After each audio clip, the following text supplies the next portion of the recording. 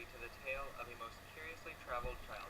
With diligent listening, you, dear recipient of this story, will be able to learn the lesson of our hero, that persistency and humble helpfulness are the remedies for even the greatest struggles of the world. If one puts in effort, egregious errors may be eradicated from this earth. To put it simply, filius lans melior fecator. That is, the crying boy will be made better. And so, without further ado, please listen to the story of Argus Lazarus Septimus. Lazarus was born into a middle-class family during the reign of Claudius. He had a loving family, many friends, and an apprenticeship with a glassmaker, which was likely to provide a great future for that most curiously traveled child. His family had sacrificed a lot, so much so that it was able to send all 7 children to a school to learn Greek. The family also made sacrifices in order to get money to send all of its children to study in Rhodes. Lazarus, being the youngest, was especially grateful that he was blessed so in life. This child also had a personality that was clever. He used humor. He was courageous, and this was what allowed him to continue through even the greatest obstacles. He may have also used quick thinking and impulsiveness in order to overcome these obstacles. His cheeky personality came in handy throughout tremendous adversity. As humorous as a delayed reaction, as clever as an art thief, and as courageous as one who doesn't know the dangers ahead, he is that most curiously traveled child.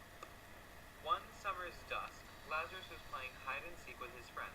When it was Quintus's turn to find the others, Lazarus dashed off into the woods with everyone else. Lazarus hurled himself into a glade with a small, scummy pond. He dipped in a toe just to see if the water was unbearably cold, and briefly saw the leaves fly into the air. He figured it was just the wind. He swam about for 2 minutes, feeling the soft silk with his feet, and then dunked his head under the surface in the event that Quintus was close. Plop! Lazarus appeared in a cave with many small tide pools and accompanying signs inscribed with the names of places near each pool. Lazarus cried out to the vacant cavern, "Ubi sum? Quid est hic lacus in quo eram?" A thunderous voice boomed from a dark corner of the cavern, and Lazarus approached. He stopped, astonished, when he laid eyes on that rugged god Neptune. The rugged god asked Lazarus who he was, and when the god realized that Lazarus was mortal and terribly frightened, the god gently elucidated. "Lazare, in illum Mare Perenne venisti, you have stepped into a pool that goes back in time."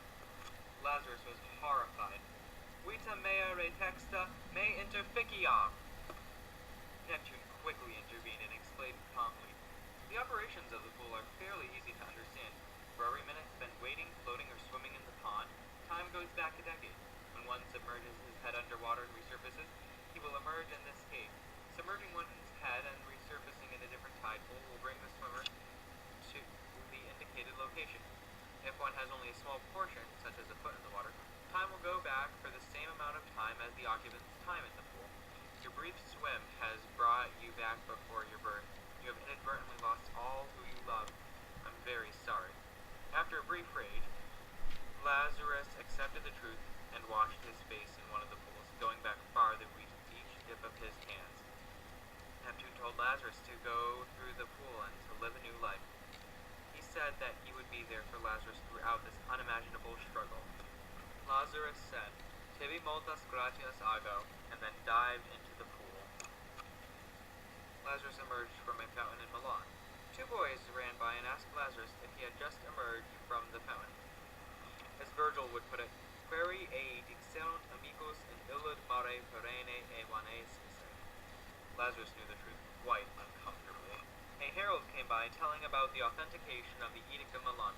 Lazarus went to get lunch near a government building. A pleasant breeze wafted by, but then it picked up a piece of paper, and the paper flew away from the building. Shouts could be heard from the building, and many people cried, "Get the paper!" It fluttered, it flapped, precariously it flew near swarms of people and near torches. Lazarus ran to get it, and it went over a different fountain. Then it drifted back. Then it drifted over and was almost on the water. Lazarus jumped to get it, and the god Neptune formed a bubble of air around Lazarus in the letter. Lazarus was then transported out of the fountain. Created using Powtoon.